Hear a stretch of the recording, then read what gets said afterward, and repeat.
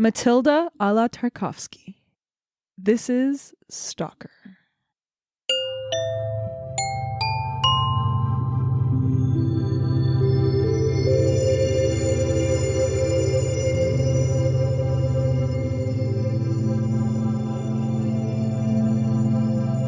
I think the ocean is really dirty. Like, it grosses me out. Yeah, think about everything living and dying in there. It grosses me out. Going to the bathroom. Like, seaweed is the most disgusting thing. You don't like dried seaweed? I love it. That's the weird part. Yeah, me too. I love eating it, but if I'm in the ocean, if I'm anywhere near the beach, and there's something on the sand, I won't go anywhere near it.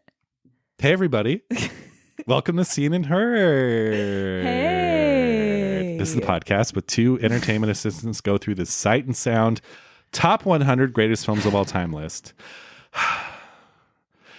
I'm Greg. I'm Jackie. And we've been running. No, we're here this week. This is the third Tarkovsky film we've done so far on this show. We started with Mirror, which we did last year. And we most recently did, I think it was just like last month, a few episodes back, we did Andrei Rublev.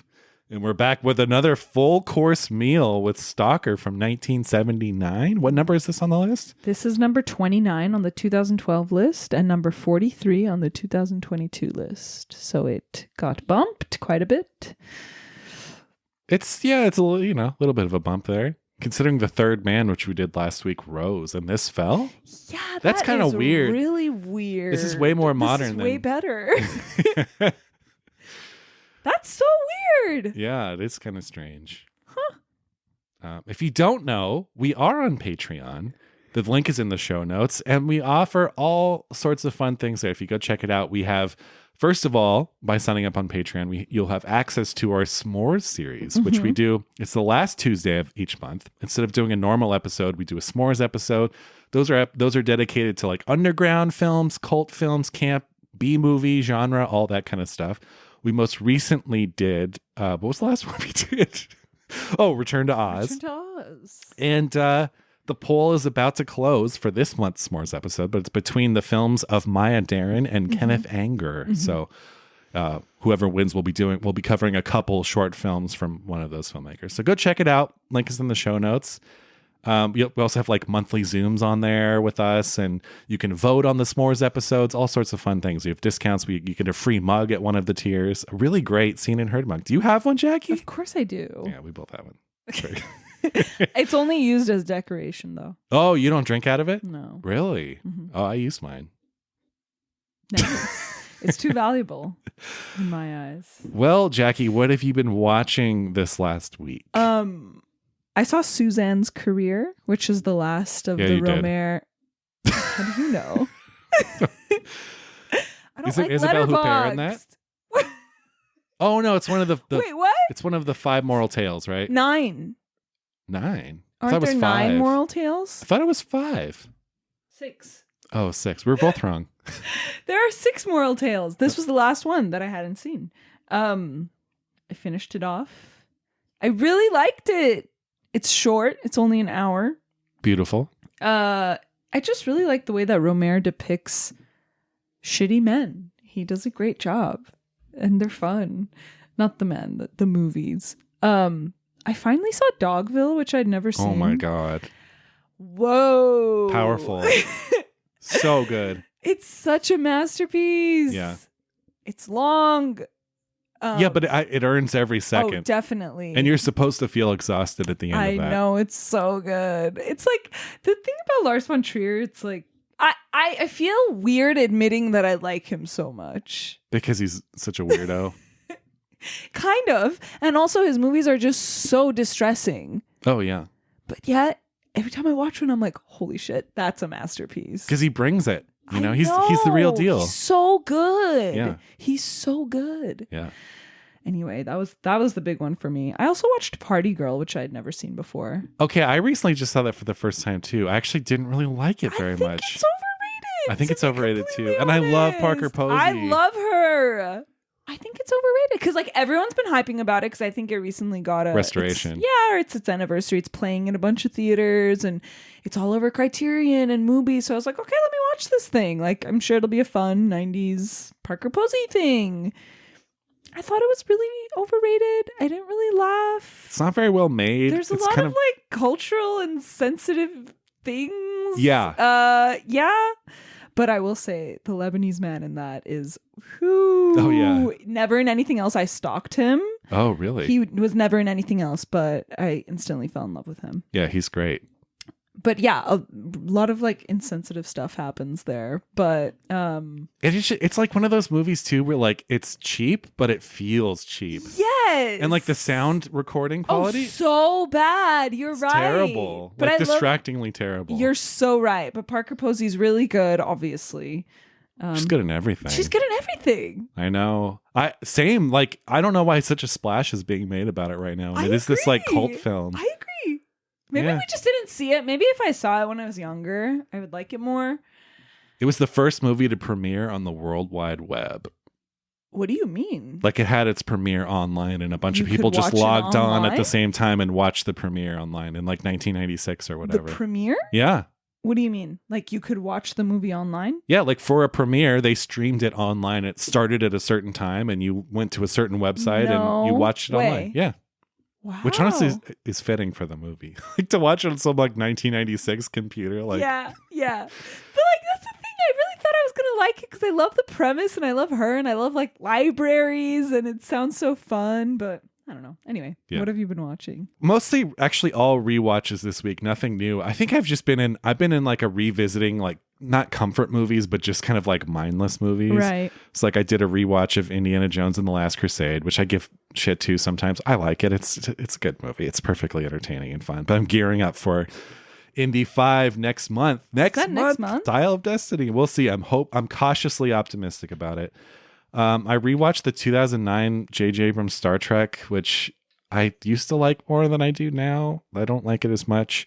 And then most importantly, I rewatched the original, the one and only Adele Dazeem, Texas Chainsaw Massacre, because it was time. And it's like Molly, whenever Molly's gone for the night, it's like my head starts spinning of the possibilities of like what I can watch, like stuff that she normally vetoes. So Oh my whenever she leaves, God. I try to pull out the raunchiest, nastiest That's movie so possible. funny. And it's not stuff that, because if she watches most stuff, but like, you know, stuff like that, I'm like, okay, now it's my time to really let it rip and watch something like really disgusting and horrifying. But I So- thought that movie's not disgusting and horrifying. That's what you told me. It's not to that- try to convince me to Oh, watch sure. it. I mean, it's a masterpiece. Like it is. I think it's my money and a lot of people's money is like one of the 5 best horror films ever made. It's truly horrifying, but it's not that bloody. It's more like implied. Like you don't see a lot of like actual physical violence, but it's an incredibly distressing, horrifying movie. Okay. But it's like so fucking well made. Like, oh my, like if I had made that, I would just retire and be like, I made Texas Chainsaw Massacre. Wow. But yeah, that was my week. Just rewatches. So I nothing wonder too if I can watch crazy. it. Well, we should do it for the show, honestly. I feel like I could. I don't get scared of like slasher stuff so much. Like that doesn't scare me. We should watch it. Yeah, let's do It's it for the more show. like demonic stuff. That's what scares me. Oh, right. No, there's nothing. Well, yeah. There's a lot of the Manson kind of Yeah, element I think in I'd be Texas okay. Chainsaw. I think you'll be fine. I don't know. Anyway, Well, we should stay do it. tuned. We should do it for the show. We should. We got to do more horror. That's what the s'mores is for. Yeah, why don't can we do that on Well, that's like a S'mores? personal print for me. I would just put that on my normal personal prints. Okay. We'll see. It'll be somewhere. Anyway, let's get into this week's film. We have a very hefty film to discuss this week. Mm-hmm. From 1979, this is Andrei Tarkovsky's Stalker.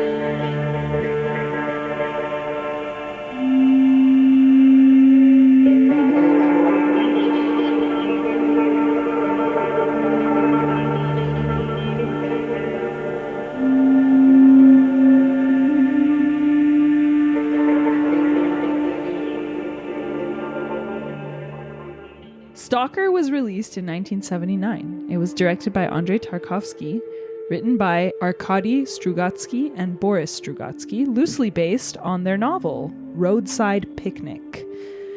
Cinematography, for the final version of the film, is by Alexander Kniazhensky. Music by Edward Artemyev. In a dystopian country, a writer and a physics professor voyage into the Zone, a mysterious, heavily guarded area that is said to be the result of alien intervention or a meteorite strike. They are accompanied by a stalker, a guide who knows the Zone well and takes people through it for hire. The Zone is said to contain a room that grants its entrants their heart's deepest desires. They journey through the Zone cautiously, but finally make it to the room. Standing outside the room, the professor takes out a bomb from his rucksack and informs the stalker and the writer of his plans to blow up the room for fear that it will be used for evil. The writer, who has talked about his legacy and his influence, refuses to enter the room, afraid of the truths about himself it will reveal, and reminding them of the fate of the most famous stalker, Porcupine, who entered the room and hanged himself shortly after becoming very rich. The writer chides the stalker, who has never entered the room, suspecting that playing God in the Zone is enough for him and that he could never want anything more. Eventually, the group leaves without entering or blowing up the room. At home, the distraught and discouraged stalker is cared for by his sympathetic wife.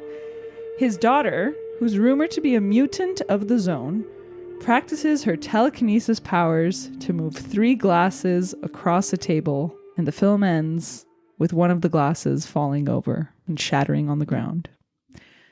The film stars Alexander Kayadanovsky as the stalker, Anatoly Solonitsyn as the writer, Nikolai Grinko as the professor, and Alyssa Friendlich as the stalker's wife. We know Anatoly and Nikolai from Andrei Rublev. Shout out. Just a few weeks ago. Shout out. Just calling them by their first name. The writer literally plays Andrei Rublev. Yes. Yeah. He's also in Mirror. He is in Mirror. He's the doctor, right? Yeah. I really like him. I think he's a great actor. He's got a great face. Yeah, the Russian Robert Duvall. Yes. Oh my God. The film has very little in common with the novel. Basically, the bare bones of the Zone and the guide known as the Stalker and the wish-granting room are the only things that appear both in the novel and in the movie, but the screenplay was adapted by the authors, the brother duo, the Strugatskys, working under Tarkovsky. The book takes place over several years, and it is definitively explained that the Zone is the result of an alien invasion in the book. Also, women are not allowed in the Zone in the book. It's like very explicitly written. And you do have that scene in the movie where there's that woman who's talking to the writer and the stalker comes and tells her to get lost. So I guess it's implied. Huh. Maybe, but then the stalker's wife later wants to she's like, I'll go with you. And he's like, no, you can't. I assumed it was just because it was dangerous. But I wonder, my impression during that scene, sorry, not to derail your That's specs, okay. My impression during that scene was just he gets there, the writer's drinking, he has this woman with him, and he's like, get serious, get rid of the woman, she's not coming, you didn't pay for her, So did I. That was my impression. But yeah, it could be. I don't know. Yeah. This is where it gets really juicy. The film has a very torrid production history. So, to start with, Tarkovsky originally planned to shoot in the desert-like city of Isfara in Soviet Tajikistan. However, there was a very powerful earthquake and the shooting location changed to Estonia, which is such a wild change in look and environment. It's a completely different aesthetic. So everyone thought that was weird. And I too think it's quite strange. There's a documentary called Rarberg and Tarkovsky, The Reverse Side of Stalker by Igor Mayboroda. And it was made during the shooting of Stalker. And it reveals the strained relationship between Tarkovsky and his cinematographer, Georgy Rarberg, who served as the DP on Mirror as well. And he was the original DP of Stalker. The documentary is told from Rarberg's perspective, and it's very critical of Tarkovsky. After seeing the poorly developed footage for the outdoor scenes, Tarkovsky shut down production, This is for Stalker, not the documentary. He shut down production. He fired Rehberg and other crew members, including the art director and just anyone that worked under Rehberg. The common consensus now is that it was faulty film. It wasn't really Rehberg's fault. It was Kodak 5247. Everyone likes to mention that. I'm not sure why. And bad development. Not exactly his fault, but they had a lot of problems. The entirety of the footage had to be reshot with a new cinematographer in the autumn, but everyone agreed that it was bad, and so it was immediately thrown out. The film was then reshot the third time by Kniazenski, who is the final cinematographer of the film. One shot survives from Rehberg's version. It's a scene or an episode where there's a dust storm blowing up the surface of the marsh. I did this research after I watched the movie, and I looked through. I tried to just like scroll through the movie and find it. I couldn't. Do you know what scene that is? It sounds familiar. I can't pinpoint the exact scene, but I've kind of a hazy memory of it. And there's also a bunch of different claims. Some witnesses say that the final film is a lot like Rehberg's version. Some people say it's nothing like it. It's really mixed. The original footage was stored with the film editor, but there was a fire in 1988, and so it was lost forever. Wow. Working conditions for the crew were notoriously horrible for this movie, including that dust scene apparently was very, very dangerous. Very little consideration was put into the crew's safety. They shot at 2 abandoned hydropower plants downriver from a chemical plant, and refuse was flowing down the river as the crew members were up to their knees in stinking oil for hours and days and months because it was shot 3 times. So, the actor, Solzhenitsyn, first cinematographer, Rehberg, Tarkovsky's wife, Larissa, who acted as assistant director, and Tarkovsky himself all died of cancer at a young age, and many attribute the working conditions on set as being responsible. Mm-hmm. I mean, considering they had to do it 3 times. Yeah. This was the last movie Tarkovsky shot in the Soviet Union. Goskino, who was the Soviet Film Committee, was very critical of the film upon its release, but it sold 4.3 million tickets. And that's what I got for specs. I think that covers it.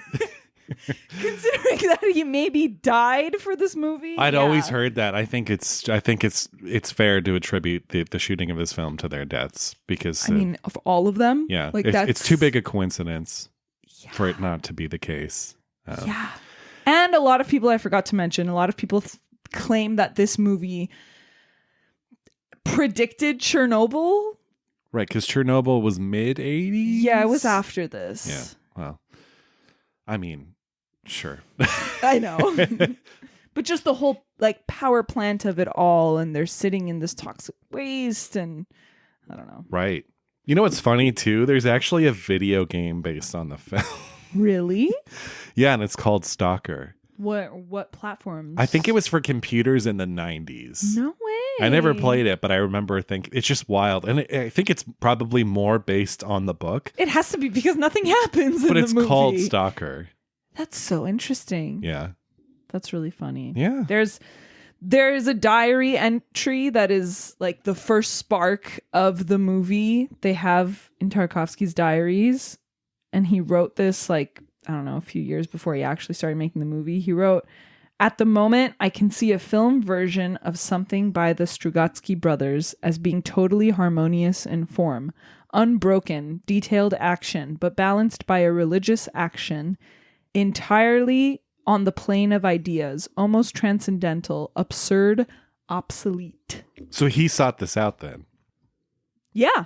Well, yeah, and we should know too that this is not his first foray into sci-fi. That Right. Solaris he made, I believe, in 1972. So yeah, this was his second science fiction genre movie. Really? Have you seen Solaris? No. Is Well, it good? Yeah, it's good. This is better. What are your initial thoughts?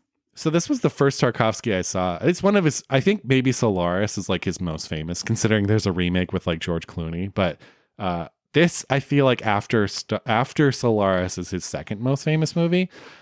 I first saw this just after high school, like 19 or 20, and my friend Matt, who introduced me to Tarkovsky, he had a bootleg of this because again, kids these days. No, kids these days have it so easy because there's this beautiful restored print of Stalker on the Criterion channel. Or wait, is that where you watched it? Yeah. Okay. When I first saw this, it was a bootleg.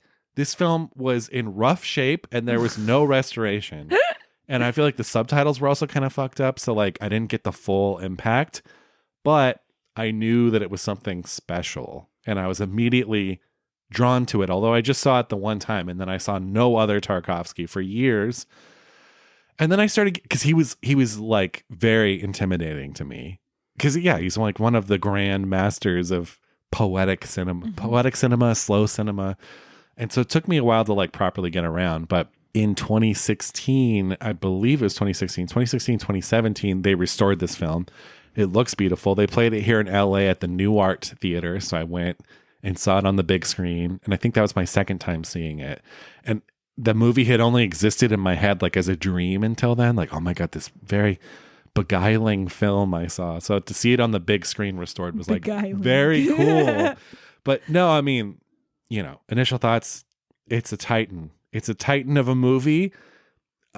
I think this is his most successful film in terms of the merging of like genre and just his own and art in terms of like, yeah, Solaris did it, but I think this takes it further than Solaris. Like this is science fiction and it functions as like a straightforward narrative, but it's a Tarkovsky film through and through. And I think that's the real magic of the movie is like he was able to make a pure Tarkovsky film within the confines of like the genre and just telling this very straightforward story. I mean, not that I think it's important to note too that like a lot of his films do tell relatively straightforward narratives. I think the one that doesn't is Mirror, which we talked about. And I think that's why I was initially frustrated with Mirror.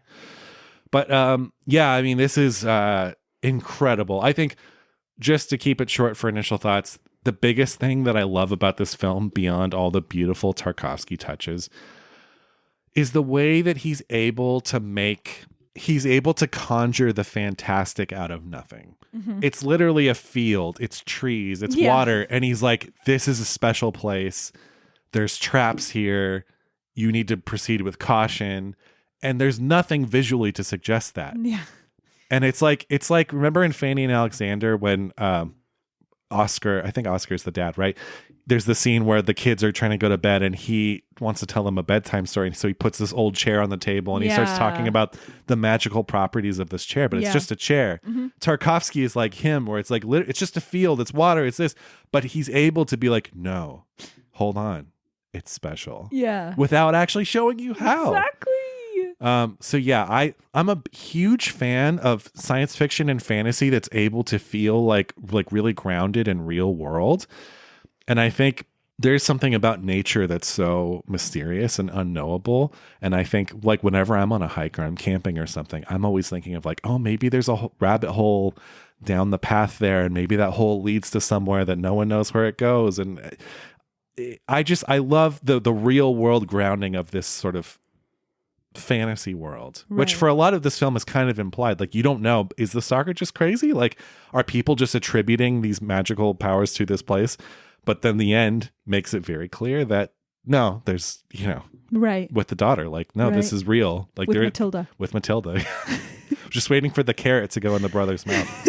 But like, it's real. And I love the ending for that. Of like, ending is so good. So yeah, this is just such an overwhelming masterpiece. And I think such a singular cinematic experience. Like, there's nothing quite like Stalker, even in Tarkovsky's own filmography. And it might not even be my favorite of his. I think my favorite might be Nostalgia, which is the film he followed this up with. But I love this film to death. And I think it's just like a masterpiece of the highest order, a science fiction film of the highest order, a fantasy film of the highest order, because it kind of straddles that line between science fiction, because typically science fiction is grounded in something, whereas there's like a mysticism to this that leans more into fantasy. So yeah, I love this film. I'd say it's on a short list of my favorite films from the Sight and Sound list. So yeah. Wow. How about you? I love it too. I wish I could have seen it on a big screen. I've never seen it on a big screen. I love how aspirated everyone sounds in this movie. Yeah. And I know that he recorded everything afterwards. Like, no sound was recorded on set. I just love it though. Like, they all sound so tired And I feel like maybe at some points it's like a little much, but I don't know. I really like it. And that's like the first thing I think of when I think of this movie. Everyone's just like, and like talking. Yeah, for the most part, the might be- ADR is really good. It might be like the cadences of Russian too, like the way that it's kind of just like projected. But yeah, I love it. This movie is hard to talk about because it really truly is a movie that is felt and not seen almost. Yes. Like I feel like I haven't, and obviously you're hearing sight and sound, but really like you don't see that much. Like these traps, right? Never revealed. Don't see any traps. Like you said, is he just crazy? Are these things really there? There's no like Sphinx who's asking you riddles to try and get to the next step. So it's all, like you said, going on and just plain in front of your face, naked eye. But there's magic there. And I absolutely love that. They're not tested or challenged in any tangible way. And yet, do you feel danger? Like when you... Yeah. I thought about it for a while because I was like, maybe he is just crazy. And then I tried to feel like, do I actually feel like they're in danger? And I feel like I do. Do you know those nuts that he's throwing? Yeah. Well, we'll talk about it later, actually. But you never see the room itself, which I love. You just see the threshold of it from the side. That's you it. don't That's all even get to see inside of it. And it doesn't tease, it doesn't get like really close and then turn away. Yeah, you don't even get like the cheap thing would be to like get a close up on one of them looking into the room, but you don't get that. No. And I think it's a beautiful thing to make us just sit there and think about what our deepest desires are and remind us that they aren't necessarily good things, because you can't watch this movie without thinking like, oh, if I went in the room, like this is what would happen to me. And a lot of people talk about it being about faith, and I guess it is, but when I see it, it's more about like what keeps you going in my mind, which I guess is kind of faith, but like I feel like when people talk about it in terms of faith, they're talking very specifically religious faith. Mm-hmm. I don't think it necessarily needs to be religious faith. It's spiritual faith. It's spiritual, yeah. Because they all three of them believe that in the room's powers. Right. So those are my initial thoughts. I know it's kind of hard to talk about this movie because not that much happens. Well, yeah. I mean, look. Let's go ahead. No. Sorry. I was just going to say the film is like a blank slate in a way of like you can kind of mold it into different things. It's almost like a David Lynch movie in that way. Yeah. Like you can kind of pull different things from it. Well, I love the first scene. Oh my God. Let's talk Introducing about that. him at home. Yes. The slow doorway shot. The table shaking, the slow pan across the bed, the train, the train music. passing. Yeah. So the first time I heard that music, I thought it was the anthem of whatever country they're living in. But it's just Ode to Joy, right? At the end, it's Ode to Joy. Oh, it's a different... The first song is yeah. different. It's another classical song, which I don't know. It's not. But I don't know. What do you feel when you hear that train? I think it's just like, God, I'm such a believer in film as an experience. Right. And I think that's what sets it apart from books and plays and other Right. things. Like to truly build an atmosphere, like you have most control in a film over any other art form. And I think Tarkovsky, beyond all things, is a master of the mood and atmosphere and just a sort of like unknowable, mystic feeling. And I think the beginning so perfectly establishes that of like you said, the way that the door to the room is like half open, the camera slowly pushes into the room, glides over their bed, you hear the train pass. It just immediately feels so immersive. And like the soundscape, because like the sound is amazing and immersive and all these things are kind of happening. So many things happening in the frame too, visually, even though it's not like, it's just so many frames look like a painting, like tableaus. Like a lot of things happen in like these like long shots where he just holds, and you get close-ups too. But the shots. Do you want to know how many shots there are in the whole movie? Yeah, I'm curious. 142. Wow. Wow. And they averaged like 1 minute, with some lasting as long as over 4 minutes.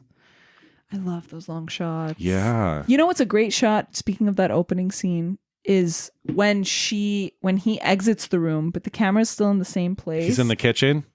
No, but you can see the wife wake up. Like holds for a few seconds, and then in that same the crack in the door, you see the wife wake up. Yeah. And yes, of course, when he's brushing his teeth and the light bulb is like and explodes. Yeah, right when the wife comes in. Yeah. Yeah. No, it's so painterly. The sound of the creak when he's closing the door. Oh yeah. The creaking noises it's delicate. Are immaculate. Yeah. It's such a great scene. I think too, like, this is one of the most accessible Tarkovsky films because the film is instantly engaging. I think about some of his other movies that take some time to get into, like we just did Andrei Rublev. It takes some time. Whereas like this very early on, the first scene is a working class family of the guy getting up and the wife being upset that he's going to go do this thing. And like you're instantly, the stakes are there and you're involved in a way that some of his other films take some time to get into. Yeah, and she's very vulnerable. She has like a full-on fit on the floor, which I feel like it's a bit much. It's a bit much. But like you said, it's accessible. It's easy to read. Well, it's not like a normal held back Bresson Tarkovsky performance. Well, yeah. And I think too, like a constant criticism that people lob against movies is that they're not realistic. And I'm like, who says that all films are supposed to be realistic? Right. Like, are all paintings realistic? You know, like give me a fucking break. So like, I think my first reaction to that scene, especially this time watching, I'm like, oh, this is a little much when she's like writhing on the floor crying. But then you're like, no, it's whatever. I'm fine with it. No, it's all part to the painting, you know? I agree. So I mentioned the nuts a little earlier. So when he's throwing the nuts, he ties the bandage, he throws the nuts. Apparently he's testing gravity. Did you know that? No, is that what the book says? Yeah. Oh, he's okay. testing to see gravity. But there's so many. Like, let's talk a little bit about the strangeness of the zone and kind of the weird stuff going on there. Like the sand dunes, I feel like is a big one. Well, I think just starting at the beginning too, the Wizard of Oz and stuff at all. So yes, the zone I is forgot in color. to mention. Yes, that is one of my favorite parts of the movie.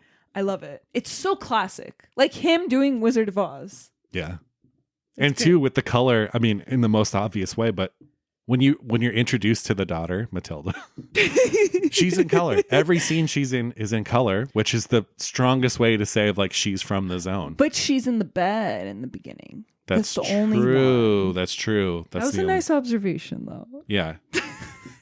Because especially when he comes back from the zone at the end, every shot with the daughter is in color, and then when it's just the wife and him, her on his back, it's which back is in that sepia. Great shot where it transitions. She's on his shoulders. You don't realize that he's on his shoulders. Yeah. But no, like I'm talking about like the elements of the zone, like those sand dunes and that lava. What's that lava? Yeah. Do you know what I'm talking about? It's like a shot of lava, and then it continues, and it's water, and it's needles, and a tiled floor. Yeah, of course. It's just this mishmash of.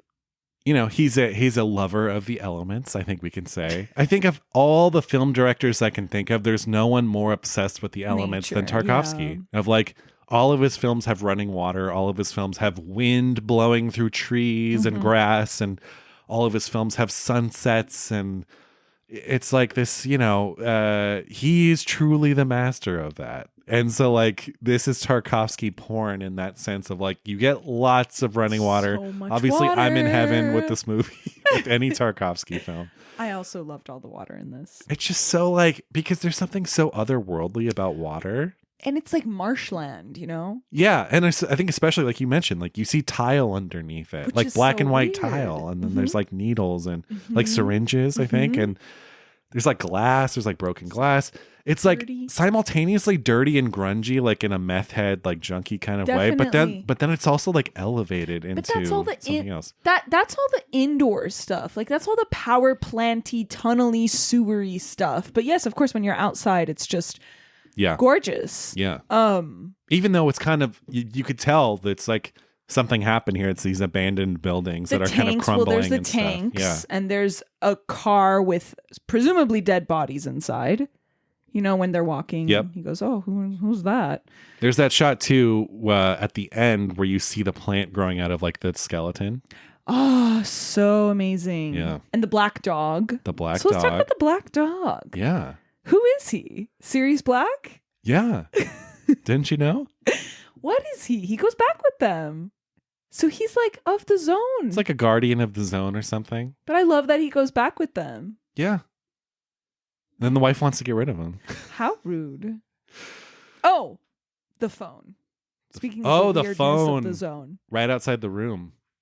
So incredible. I love when they realize that there's a phone in there. I think the writer's like monologuing and he just picks it up. Nonchalantly. He's annoyed, yeah. And then they all look at it. It's such a classic. Like, it's one of those cute moments where, like the Wizard of Oz, I feel like he's dipping into these classic tropes and just using them in his own way. Yeah. But I think it's charming. I think so too. I think, look, there's something about a Tarkovsky film where, like, he's so into, obviously he was so philosophical and like writer of poetry, and his dad wrote poetry, and some of his dad's poetry is in this movie along with a lot of his other films. So you have characters just kind of standing around sometimes musing on life and just like very heady stuff. But it all works, and I think he gives you enough of like those moments you were just talking about where he picks up the phone to kind of like bring you back. Yeah, exactly. Yeah. Because definitely watching a Tarkovsky film feels like him sitting you down in a good way of being like, this is what I believe, or like, this is what I think about, you know, for just life. For sure. These are the things that are like on my mind. And moments like that. There's a lot of like, I mean, when you really boil this down, it's a pretty standard kind of adventure story almost. It is, but nothing happens. That's the thing. Well, that's like, the there's no Tarkovsky twist. actual I mean, yes, we've established there is, but there's no actual traps. It's all there's being nothing implied. They have to solve. They're not being challenged. They're literally just walking. That they know of. Yeah, that's true. I mean, it culminates. I think that phone is the most kind of sphinxy, obvious thing, right? Because like it's there for a very specific purpose. It's for the professor to call his guys and be like, I'm about to go in there, bitches. But then of course he decides not to. Yeah. And that's the most obvious one. one. Yeah, the phone. Yeah. Well, I think too, like, it's not just the stalker giving the zone power, because it's also like the reason they're not chased into the zone is because the people guarding the city also are afraid of the zone. So, yeah, there's a lot about kind of like cultural stuff of like cultures having superstitions and, traditions and stuff like that. But this film so explicitly states that it's not just a superstition. Like, it's the powers of the zone are real. But you're right in the sense that, like, especially when he's throwing those nuts with the ribbons attached, you feel like this is ridiculous. But he's able to sell it. Yeah. He sells it, and you take it seriously. Yeah. And then it goes back into sepia a few times, like when he's sleeping. Right. Did you notice that? When the dog comes over to him. The dog comes over. Someone reads from the Bible. And it's in sepia. Yeah. And it's about actually the sixth seal. Did you catch that? Shout out to Seventh Seal. You're right. That's what they're reading about. You're right. Well, he's a big Bergman fan. And then, of course he is. And then the stalker wakes up and then he himself is like reciting the Bible. Right. So there's that. But we'll get to that. Let's talk about the writer first. Because I like him a lot. Yeah. So because he's pre-built into, he's the most sort of, I think too, just knowing him from the other Tarkovsky films, but he's like the most accessible of the characters. Yeah, because he has a very clear desire, which is I want to be famous and I want people to read my work for a really long time. Yeah, because if they're not reading it in 100 years, what's the point of doing it now? I love it. He has so many good lines. I love what he says about the Middle Ages. He says, in the Middle Ages, life was interesting. Each house had its own goblin and each church had God. Yeah, so it's this old world mysticism, this like and he's nuts cynical and bolts. and he's like, he understands that we don't live in that time anymore. He says that to the woman in the beginning, right? Yes. Yeah. So he also says something that I think is very relevant to the WGA strike. Oh. Do you remember this line? He's talking to the professor, who is like a physics professor. He says, all your technology, all those blast furnaces, wheels, and such like hustle and bustle, so that people can work less and consume more, they're all crutches, artificial limbs. Mankind exists in order to create works of art. Yeah. which he then goes on to say is like an unselfish act. Right. And generous. Right. But I just heard artificial limbs and Right. people are meant to make art. And I'm like, Yeah. WGA. WGA strike. Yeah. I also love what he says about the steak. What does he say about the steak? He says, my consciousness wants the triumph of vegetarianism, but my subconsciousness longs for a juicy steak. Oh, yeah. It's so good. No, but let's talk about these guys. Let's talk. Yeah. So Right? we meet them in this bar. Oh, what a great shot. That's all one shot, and it's a slow push in. And it's great, too, because the opening credits of the film are over this bar. In this bar, yeah. And then when they return. Then they return at the end, yeah. But yeah, let's talk about the stalker versus the writer versus the professor. Let's do it. I mean, This is it's in their names, right? Yeah. Like, they are archetypes. Yeah. You have the man of science and numbers with the professor. Mm-hmm. But even he believes in the power of the room and wants to blow it up before he changes his mind. Right. And then you have the writer, who is appropriately moody and yes. Appropriately moody. is very quickly. It's funny in like the effort they take to escape the city and get into the zone. He's very quickly haphazard, obviously, and the stalker gets annoyed and like, bro, calm down for a second. I'm telling you, there are traps. Slow the fuck down.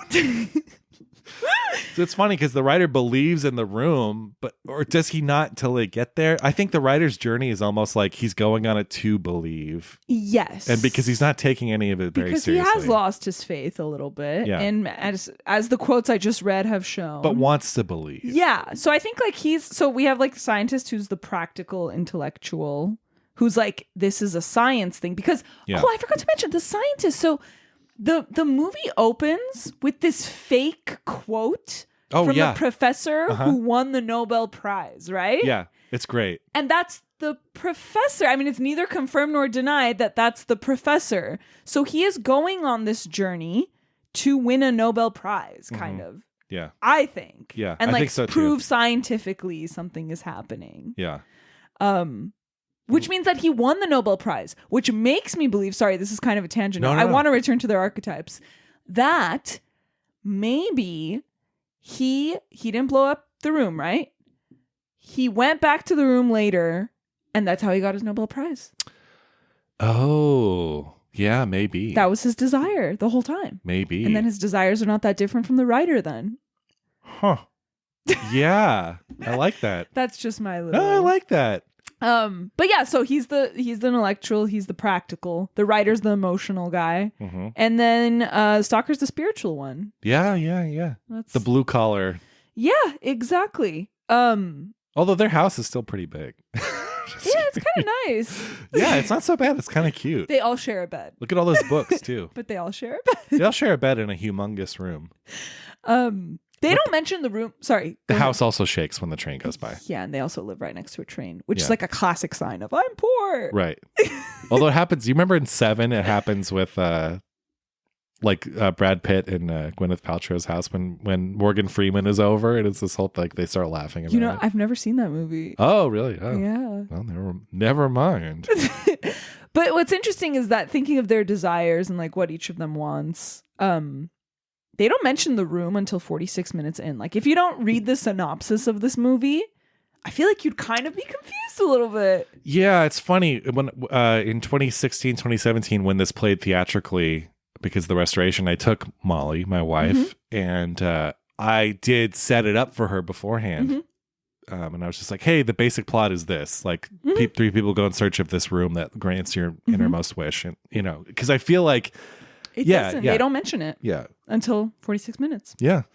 So the writer wants recognition, he wants fame, right? But I love what he says when he realizes that he doesn't want to go in the room. He says, I don't want to pour the poison in my soul onto anyone's head. Yes. And I love his realization of like, yeah, I'm arrogant that I think that everyone should know exactly what I want them to know and that I'm smarter than them and I want to give my ideals to them. And I really love the writer's journey in this. Yes. I really do. Well, I think love too, him. it plays into like, yeah, be careful like people don't know what their innermost desire is. Like most people don't. Exactly. And then there's the stalker, right? And I guess his purpose and what he wants, they call him God's fool. And he's one of those people who like turns to religion because he has nothing else, right? He quotes the Bible. And of course the quote that he does is like Jesus appearing to two of the disciples and he like is saying it out loud while they're sleeping. Yeah. I think he is guilty of what the writer says about how he likes to play God, he likes to play Tsar. But he's not power drunk or malicious like the writer says. No. I think he just genuinely likes to be in charge of people's happiness and hope. Yeah. And it's so sad. And something I love about this movie so much, because, okay, you have those three, right? And then you have the wife in the end who gives that incredible monologue directly to us. Oh, God. Yeah. And I love how she's like, I'm sure you've realized by now my husband is like God's fool. And then her perspective is that we need sorrow in our lives. Like without sorrow, our lives would be worse because then there would be no happiness. Yeah, there exactly. would be no hope. So it's like it gives all of these perspectives, and something that the movie's so good at is it really doesn't say which one is the best. Like The Room is good for the stalker. Right. The Room is bad for the writer. The Room is probably bad for the scientist too. The wife, despite everything, like she wants her husband to be a stalker, even though she says she doesn't. Right. It's great. Yeah. It validates all their perspectives. It's a full buffet. It is. No, it does. You're right, though. And the film doesn't take sides with any one person. It's so great. Yeah, but then go ahead. No, just making it look easy, too, of validating everyone's point of view. Right. In this very simple way of like, it feels natural. Right. And honestly, if the professor had blown up the room, that would have been okay, too. Like, I wouldn't... Like, it would have been sad for the stalker, right? But I also think it's kind of a good thing. Right. I can see everyone's perspective. I don't know. Yeah. Well, that whole scene, that climactic scene where they are thinking of blowing it up and Stalker is trying to stop it and the writer keeps pushing him back and he's crying and it's like so emotionally charged. But like, yeah, you do. It's to the movie's credit that you do see all the sides, because why something that beautiful and special, why should that be killed? Mm-hmm. But at the same time, yeah, it's like if the gets in the wrong hands, like that would be terrible and like world ending. So it's like, but then of course the writer says that great line about how like not one person's hate or love, hate or love of one man can't take over the world or can't spread throughout the whole world. Remember when he's trying to defend it, kind of? Yeah. Which is also a great line. It's all line. This movie's full of great lines. Yeah, you don't come to these for naturalism. Like you come to great them ideas for people musing and talking and thinking about philosophy and life. And I think it's to this film's credit, like that none of it feels like too much or like it all fits so effortlessly into the framework of this movie. I agree. It's just I agree. The Stalker says something great too. He says, "For what they call passion is not energy of the soul, but merely the friction between the soul and the outside world." Oh, yeah. Yeah. That's good. No, that's the thing too. Like he is also kind of wise, but it comes from a very compassionate, religious kind of sense. Like I love what he says about hardness and strength are death's yeah. As soon as you harden, you're done. Kid, you should be soft. Yeah. Malleable. He's a pacifist. Yeah, exactly. Which I really like. Let's talk about their journey into the zone. Let's do it. I love that scene. So like that's pretty standard kind of like you can even see ripples of that in like Cuarón's Children of Men or something of like you're right. This very like so we know that the city that they're living in is being patrolled. They're not allowed to leave. They're supposed to stay put. And we see this very almost like it's almost as like thrilling as Tarkovsky gets to like show the step-by-step of them quietly sneaking out of the city and getting in this car, then going down a path, and then there's someone there and they stop and they play dead, or they get on it, they hide behind the car, and then they get back in and they quietly, they escape throughout behind the train, and then the fucking push car, not the push car, but the rail cart, which is like, oh my God, more on that later. But that whole sequence is like actually nail biting. Yeah. And you're like, oh shit, this is a Tarkovsky movie. And it's funny because when they get, because they're on the tracks, and for a moment I was like, okay, no one can see them. Why aren't they shooting at them? But then the camera pans and you see the soldiers realizing and starting to shoot at them. But then they get away very quickly because no one wants to follow them into the zone. Exactly. And that push cart. Oh my God. My God. It's great. I have a feeling I know when it's coming back. But like, what a cool, it's just such a cool way to have them like, because the stakes, look, because you were talking earlier about like in the zone, you don't necessarily know if there are stakes because you can't sense whether the danger is real or not. Whereas in that escape scene, the danger is real because there's people with guns. Mm-hmm. So I like that that's contrasted with the second half of not the second half of the film, but the remaining like 2/3 of the film or 3/4 of the film, whatever it is. But like there is actual physical, tangible danger in that beginning part, which is cool. Yeah. And like speaking of the danger in the zone, it's like that whole Dune part, right? When he's like, get down, but then he doesn't. And he's like, wow, you must really be lucky. Because it seems like the writer is kind of destined to survive. He keeps like almost, there's that voice that tells him don't go any further. Yeah. That part's in that cool. house. That part I felt actual danger. Yo, that was a ghost. Yeah. And then there's the scene where the professor disappears to go get his rucksack. Yeah. Obviously knowing that there's a bomb in it, which I didn't realize. I even forgot this time. I've only seen this twice. But I was like, wait, he really wants his thermos. And then I realized was it part of the bomb? Because he talks about porcupine or someone planting the rest of it there, planting the bomb outside of the room for him. Porcupine did? Someone did. Doesn't he talk about that?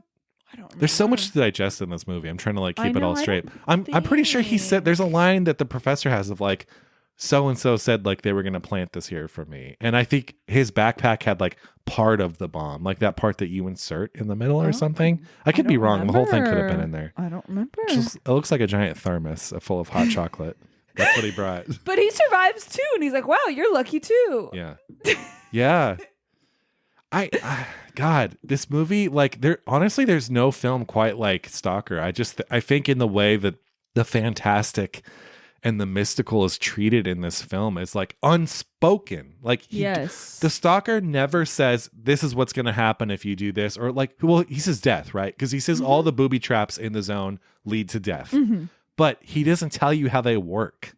No, he's not like, oh, if you walk over there, this will happen. So right. It's all so mysterious. Yes. Like, I don't know a film that's like this enigmatic about that stuff of like, we don't fucking know. About consequences. Yeah. Well, the consequences, they die, but we don't know how it works. We don't know what it looks like. We have the dead bodies. That's our only hint. But then again, if the zone existed in real life, this is what it would be. It'd be this weird, unexplained thing. It wouldn't be like, there's a talking lion and you have to give him the password. Exactly. That's what I mean. The never-ending story or something. Cool. And I love that stuff too. But like, this is so unspoken and it's so grounded and earthy and in its fantasy of like, of course, this stuff could all be real. We could go out in the field back behind this apartment and like the zone could be there, you know? And I think like I was trying to decide, do I actually feel danger while they're in the zone? And you're right. I want to say, honestly, I don't feel like they're in actual danger, but I don't think that's a bad thing. Like, I think it's just like this enigma that you just mentioned. But of course, seeing the movie and knowing the ending makes it then on subsequent watches, you're watching the zone and you do feel a sense of danger. Yeah. Because like we mentioned, the ending, I feel like Matilda, as we're calling her. She's Monkey, right? Yeah. Well, that's really cute. Is that like a nickname? It might just be a nickname, yeah. I don't know. I like to call her Matilda.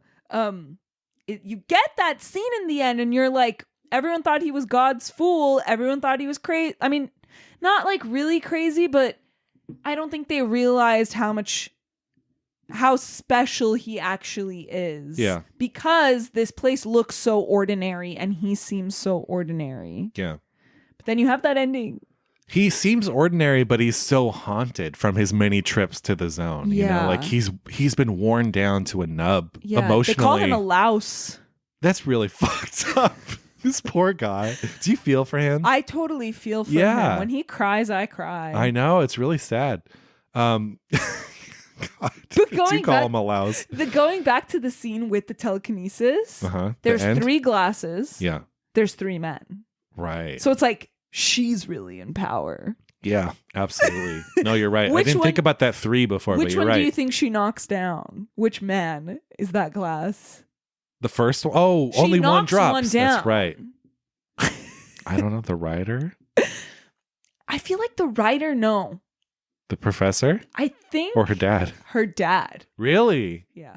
Really? I think Because- he's beat down. I think you could read that ending as a very sad, hopeless ending for the stalker because he's so distraught. He's like, my whole life is this zone is taking people here. People don't want to go there anymore. People don't believe in it. He doesn't want to go there anymore. He doesn't want to go. I think it's her dad. Oh, wow. That's a cool read. Sad. Wow. Wow. I did not think about that. And then what else I love about that scene so much is that poem. So that's a classic poem. It's by Fyodor Tuchev. Fyodor Tuchev. And it's called I Love Your Dear Eyes, My Friend. And it's like it's playful because it's describing like a lover's eyes, right? But it's her powers, right? Like she like uses her eyes for the powers. Right. And it's just I thought it was a nice little wink. I thought it was a nice touch that she equated like the eyes and like the shape of the eyes when her line about like the SpaghettiOs. Matilda doesn't like SpaghettiOs. Oh, like, that's very right. much. She's classy. She makes herself pancakes in the morning. Okay.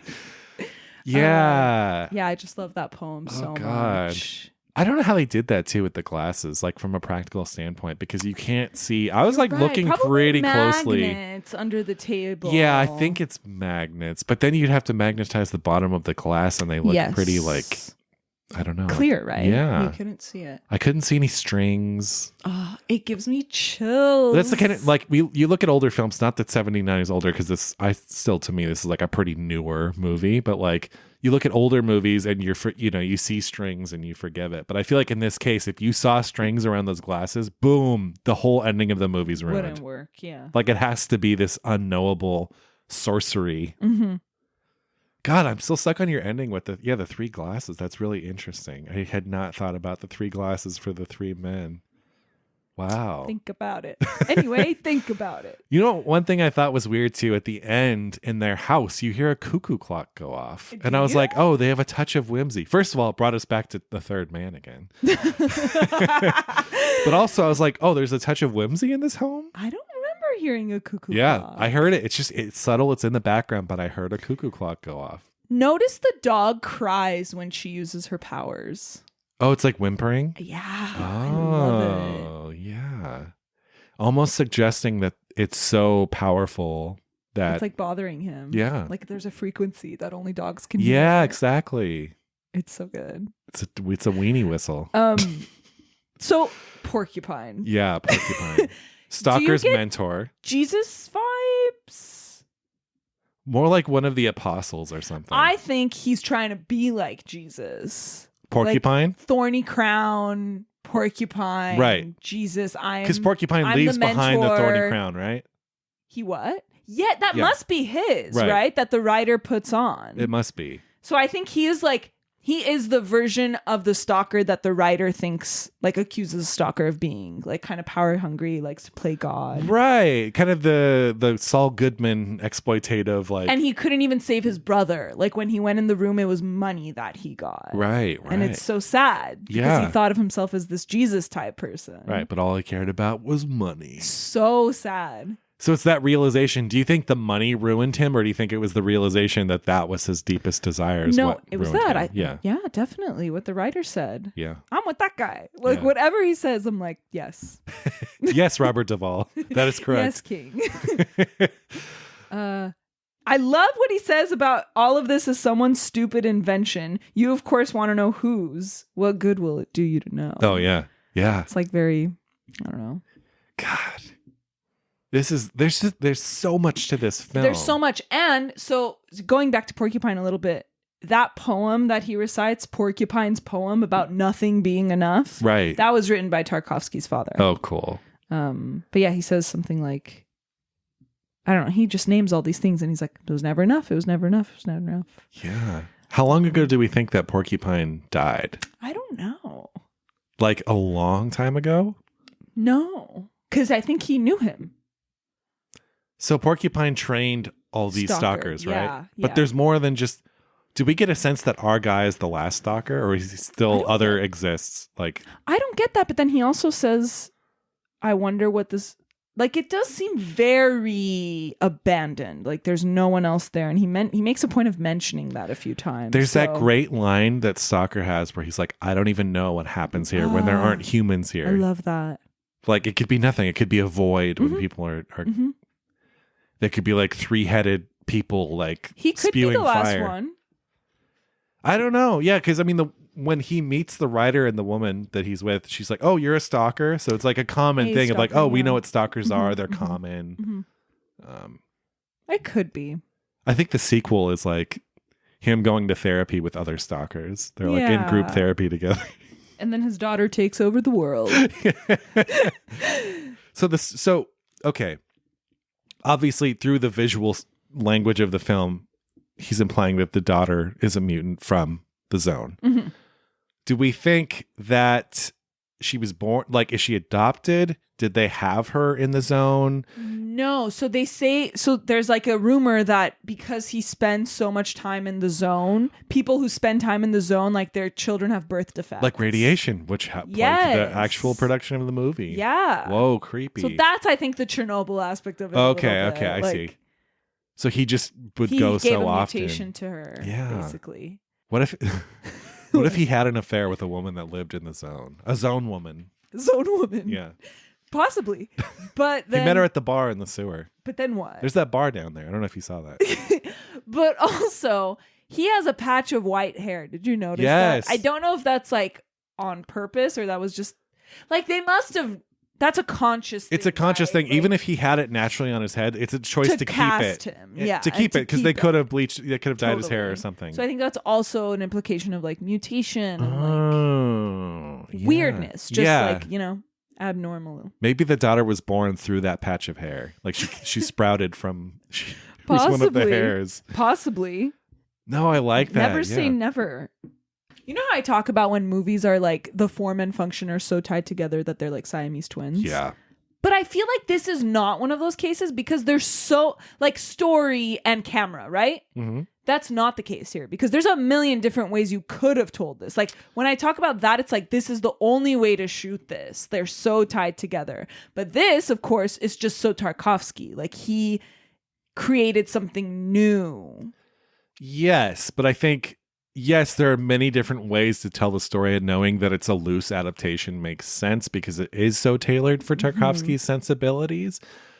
But if you shoot this in any other way, it does become a different film. I think for the film this is, I mean, I think lots of stories can be shot different ways. They just become a different thing. Yeah, but I don't know. When I think about those movies, it's like that's the only way to tell that story where there's a lot of different ways to tell the story. This just happens to be like the Tarkovsky version. Right. I don't know.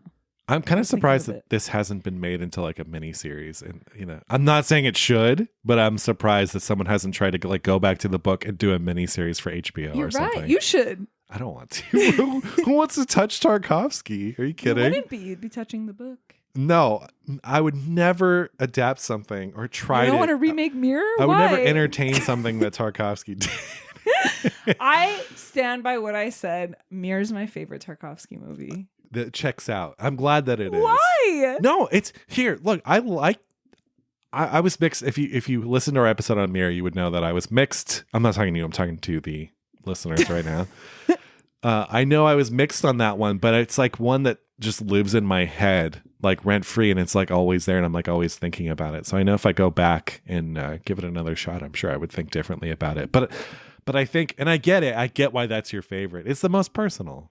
Yeah. It's literally about him and his life. Yeah. Like, of course. Yeah. But I think for me, I love personal films, but I love when like basically a genre movie and an art film can exist together. And I think is prime example. It's like the prime example. Blade Runner, which is coming up in a few weeks or months on the show, is another example of that, of just like marrying these things. It's great. And because it's rare. So rare. It's really, really rare. Mm-hmm.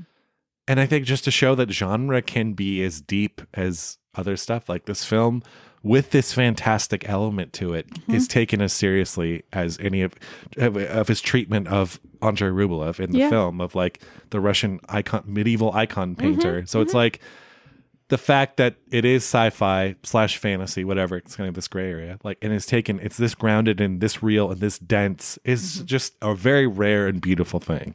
I agree. Yeah. Should talk about sights?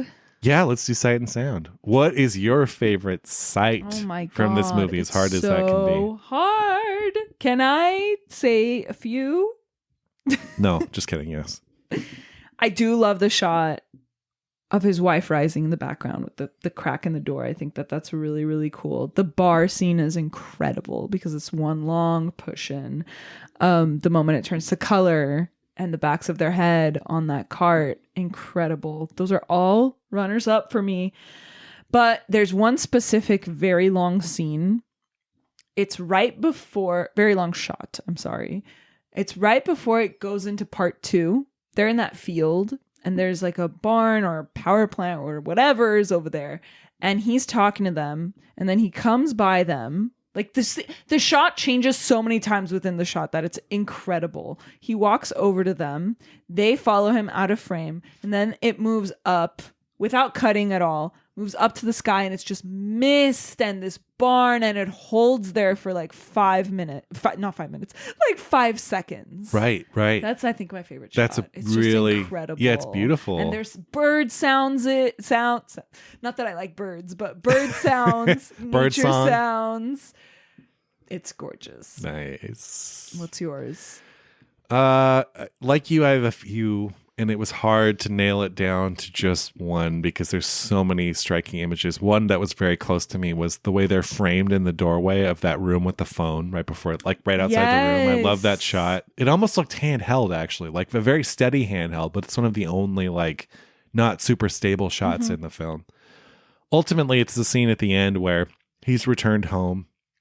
We're back in sepia, and his wife gets him into bed because he's so exhausted. He's he's still damp. His clothes are damp. She gets him into bed, and she's like kind of soothing him. And there's just sort of like this, these like feathers in the air. It's the side shot of him like laying in bed and his eyes are closed, and she's kind of leaning over him. And it's the side shot and that's just these little feather pieces that are just like drifting through the air. Yeah, and it's just this very like otherworldly, fantastic image. Not otherworldly, but like what's the word I'm looking for? Just kind ethereal. of ethereal. We didn't use that word yet, and this is like the most ethereal movie of all time. It really is.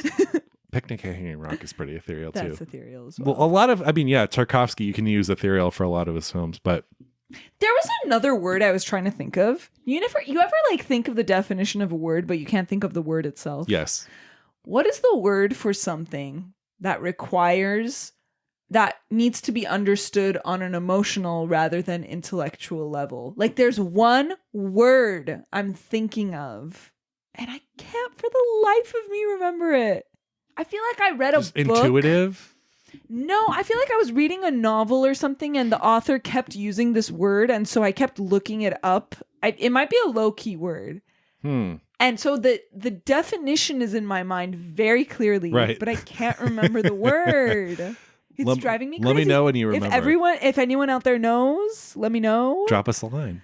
But that's the word I'm looking for. Yeah. Well, again, it's just like, I know we said this earlier, but just to really reinstate, like, you cannot explain this film to somebody. No. It's impossible. It is literally impossible. Like, I don't know why I'm pulling this out of a hat. Let's say The Dark Knight. I could sit down and tell you the story of The Dark Knight, kind of describe the look of The Dark Knight, and then you don't need to see the movie. You got it. Stalker? No one can explain this movie. Like, you literally cannot. There are not enough words in the human language, in the English language, human language.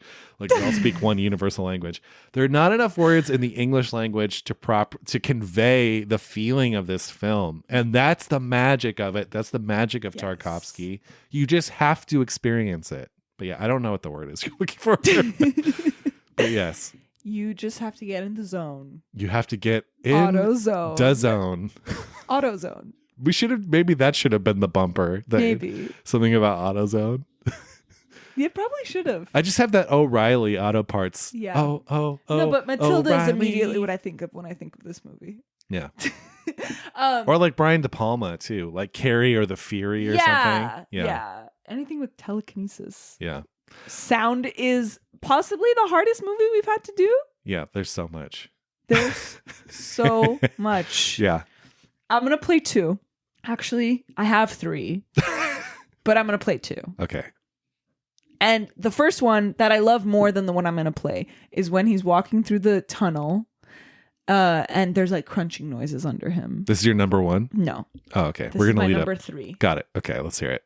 Oh, we are going to hear it. Okay, cool. Oh, you don't want... No, No, I'm down. Let's play it.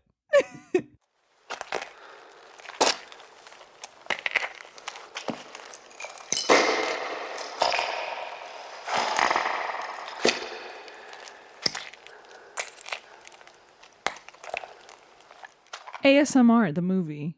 It's great. Yeah. So there's that one. There's another one that's just so ridiculous. It's not even my favorite. It's just so ridiculous. And it's the dog drinking milk. It's straight up dog ASMR. Here it is.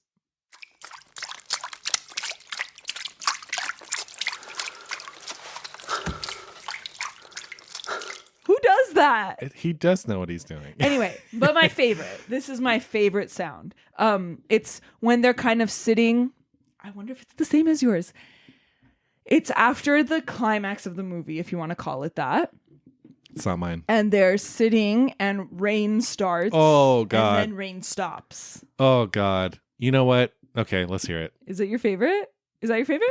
It's actually one of my favorite it would almost be my favorite combined sight and sound because you see the whole rain happen and then the rain stops. Yes. It is so good.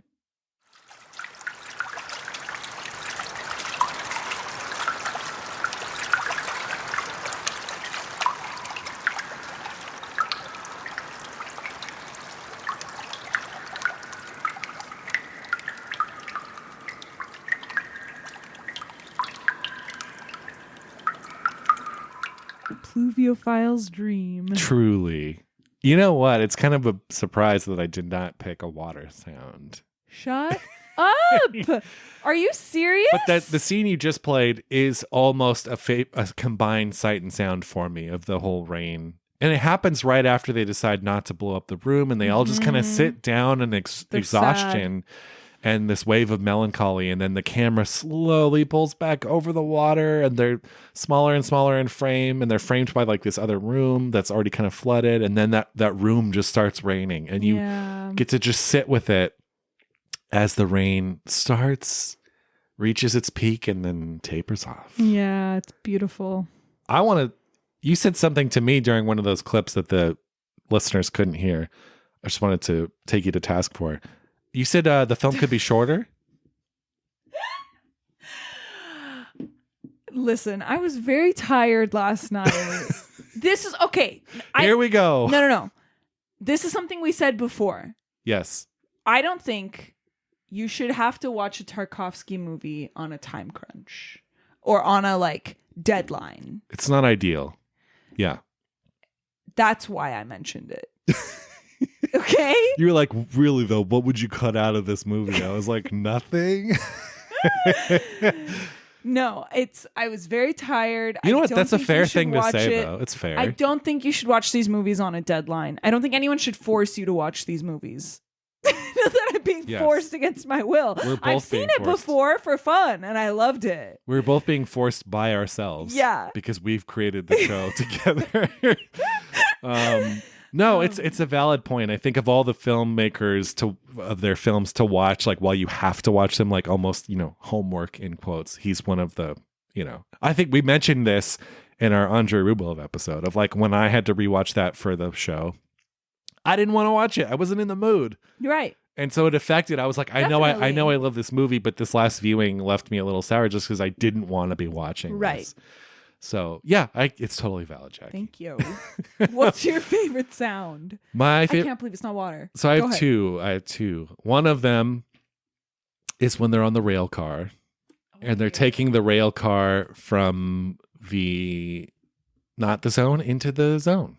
and The AutoZone. the AutoZone, and you hear the motor of the rail car, but the motor sound fades away, and then you just hear the rhythmic rail sounds of the car and these like really long shots watching them enter the zone. So here it is. It's so good.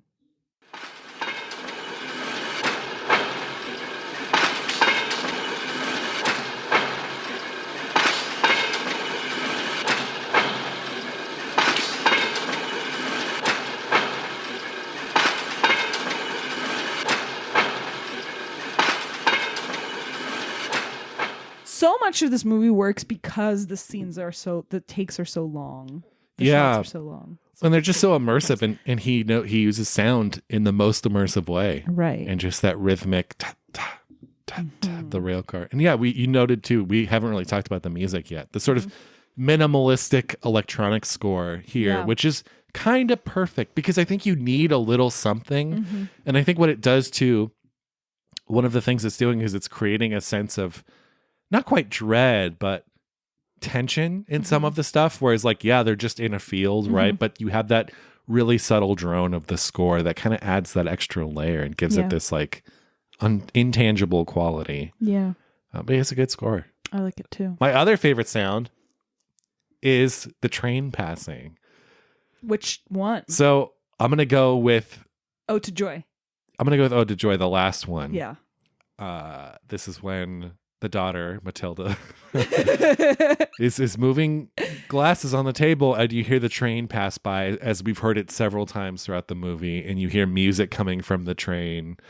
Almost, it sounds like people are having a good time on this train, but then you see the trains pass, and it's all very bleak. Right. The music fascinates me so much. Yeah. Like, what is that music? Yeah. So I'm going to play it right here. Okay.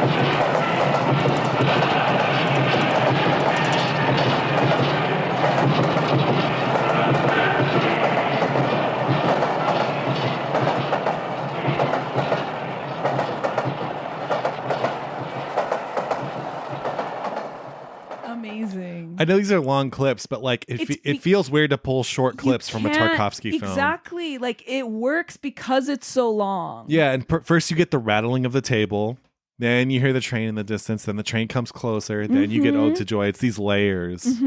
Imagine it's like, what is this train? I think of like what's that Johnny Cash song where it's like, oh, I bet there's people eating in fancy dining carts. Yeah. They're probably drinking coffee and smoking big cigars. What song is that? It's the forget. Folsom Prison Blues. Oh. But it's like, it's like sad people listening to a train go by with people having a good time on it. I think those people are never going to step foot in this city. They're just passing You know through. what it is? It's Thing. It's the Bong Joon-ho movie. Oh, right. Snowpiercer. Right. Yeah.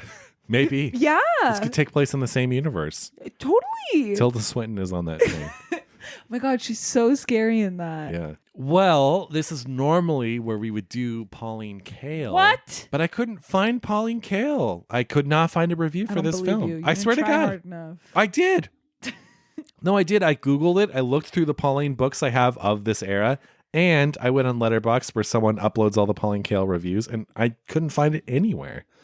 Googled it, everything. Could not find Pauline Kael. That's interesting. Which is weird. It is. Very weird. But also, she didn't have one for Andrei Rublev. Maybe she just didn't like him. I don't know what the deal was. Maybe this wasn't super seen in the US when it came out. Maybe it was later. I know that it played at the Cannes Film Festival. I don't know anything about its US release. But in lieu of Pauline Kael, we do have a slew of Letterboxd reviews. I have a 5-star Woody Harrelson was amazing in this. I mean, yeah, I guess he's like a cross between Woody Harrelson and Robert Duvall. No, which one?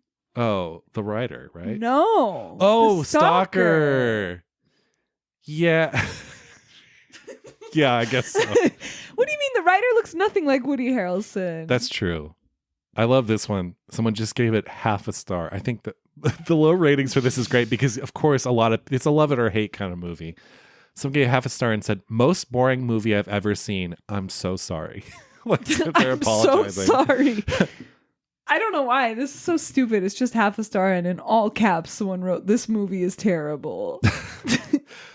Another half star. I'm, again, getting kicks on reading the really bad ones. To call this the greatest sci-fi film of all time is horseshit.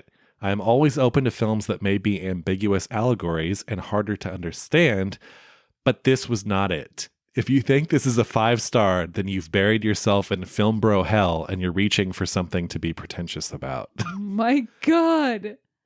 Half a star would be better as a romantic date movie. I don't get it. I don't get it. Do you understand? No, I don't. Okay. Here's one I really like. Again, last one, half a star. Oh my God. Have you ever received a drawing from a kid? The kind you have to say, oh, it's beautiful, when you actually mean, why the fuck is my hair red and what are those 2 dots? Yep, that is pretty much what watching Stalker is like. I don't care that I'm supposed to see a deeper meaning through this. I'm just a regular person with regular knowledge, and I don't hate myself so much to make myself like this. This is one of the few movies I truly can't see how anyone enjoys. But to each their own, I guess. Oh my God. This one's quite nice. 5 stars. Absolutely devastating. The future is an oncoming train, unstoppable and taking you somewhere you never expected, and more terrifying than you can possibly imagine. So this person has a pretty skeptical idea of the movie. Yeah. Would you say that this movie is... Obviously, it's about faith. It's about hope. Mm-hmm. Would you say it's hopeless in its execution? I mean, I know I said, like, the whole glass and the shatter. I mean, I kind of. Yeah, a little bit. A little bit, right? Yeah. I don't think things turn out so peachy, no. But we don't see them journeying back. No. So maybe once the illusion has been dropped and he's so, like, sad, he's just like, fuck all, like, yeah, walk. But then actually nothing happens because they're fine. Yeah, maybe. I don't know. It's all speculation at that point. Yeah. I don't know. But again, it presents, you want to read into this film, you know, because it is such a kind of like pop-up book. Mm-hmm. It's like a Magic Eye. Well, do you know the Magic Eye books where you have to like unfocus your eyes and just like stare ahead of the photo? Yeah. They're like digitally created from like the 90s. Yeah. Nice reference. Oh boy. Well, this was Stalker. This was hard. It's hard, but also like I do love talking about this movie because there's just so much going on beneath the surface, you know? It's just so mysterious. Yes. I don't think this is the most accessible. I think Ivan's Childhood is the most accessible Tarkovsky. Yeah, you're probably right. It's like half the length yeah, probably. It's just about a kid and his childhood. I think Solaris might be more accessible than this too. Did you even say that? I'm sorry. Did I pull that out of my ass? Did you say it was the most accessible? I might have. I mean, yeah, it's more accessible than Mirror or like some of the other ones, but more accessible. This and Andrei Rublev. Oh, this is more accessible than Andrei Rublev, I think. So unless you're like into medieval Russian history, then that will be more accessible. I agree. But yeah, this was Stalker. If you haven't heard our episodes on Andrei Rublev and Mirror, go back, check them out. We just want to take this time to thank our patrons at our Pauline Kale tier, which is our highest tier, John Pennington and Cynthia Fordwell. Thank you for being patrons. We really appreciate you. Could not do this without you. What do we have next week, Jackie? I'm blanking. A Man Escaped. Man Escaped. Robert Bresson. Our return to Bresson. I believe we've only done the one. We did Hazard Balthazar, right? Yes. Yeah. And funnily enough, since we're ping-ponging, Tarkovsky, when the Soviet Film Commission said, like, I don't like your movie, he responded saying, I only care about two people's opinions, Bergman and Bresson. Yeah. Interesting. So, they're such ping-ponging. different filmmakers. I think that. But they all have that oomph in them. Well, sometimes Bresson does. This has been fun. Join us next week for more Bresson. Bresson. I think, you know what's funny though? I want to hear a French person say his name because I think it would have to be like Robert Bresson. It is, because I've heard, I think, like Isabelle Huppert say that or something. Wow, queen. Yeah. That's so hard. Imagine saying that fast. Yeah, do it. I can't. I don't want to embarrass myself. Okay, fine.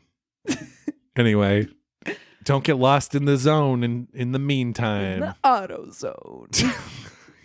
Jackie, the AutoZone thing has been done. Get into the zone. Ultrazone laser tag. Yeah. We're just giving out free ads now. I've never been. I can't support Ultrazone. I've only been to Qzar and Planet Laser. I've never heard of either of It must have been those. Bay Area chains or something. Probably. Anyway, now we're talking about laser tag in our Stalker episode. Trying to sign off. I know, it's hard because we just have so much fun. We have a blast. We have a piñata here that we're going to break after this, so we're having a good time. Yep. It's Taco Tuesday. Ooh. Margaritas lined up. Yum. We'll see you next week. Bye. Out of the zone. Until then, I'm Greg. I'm Jackie. You jumped the gun. Sorry. See you next time. Bye. Bye. Seen and Heard is an official podcast of the Arroyo Film Club, featuring Greg Kleinschmidt and Jacqueline Postagian. Theme music by Andrew Cox. If you like what you heard, don't forget to subscribe, rate, and review. If you have any questions, comments, or you just want to say hi, email us hello@seenandheardpod.com or visit our website, www.seenandheardpod.com.